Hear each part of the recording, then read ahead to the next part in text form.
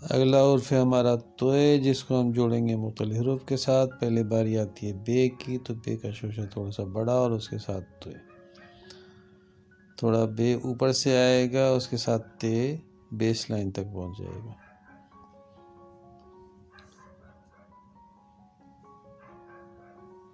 یہ دھیان رکھیے گا، جس کے میں بناتا ہوں اور کراس کرتا ہوں تو وہ اس کا مطلب یہ ہوتا ہے کہ جب آپ بنائیں تو اس قسم کے نہ بنائیں، جو میں بنا رہا ہوں اچھے والے وہ بنائیے گا۔ تو کراس والے حروف یا الفاظ سے پرہیز کیجیے گا۔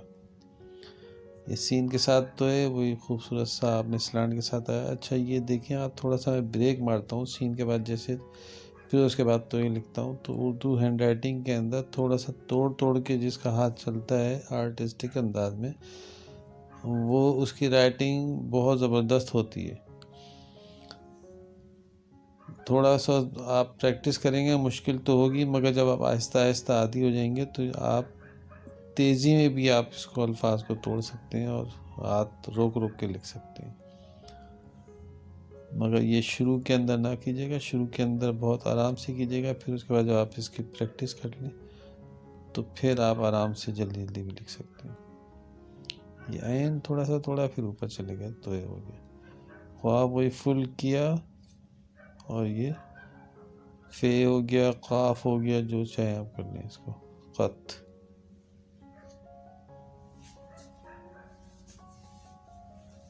اصل ہمارا مائنڈ کی اور ہینڈ کی فریکوینسی ہوتی ہے۔ اگر ہمارا سیٹ مائنڈ میں ایک لفظ سیٹ ہو جاتا ہے تو پھر ہمارا ہاتھ اس کو خود بخود پلے کرتا ہے۔ جب تک مائنڈ اور ہینڈ کی فریکوینسی سیٹ نہیں ہوتی، ہم لوگ کبھی بھی اچھا اور تیز نہیں لکھ سکتے۔ تو شروع کے اندر اپنے مائنڈ کو سیٹ کیجئے کہ میں نے اس لفظ کو ایسے لکھنا ہے، تو پھر آپ کا ہاتھ اسی حساب سے چلے گا۔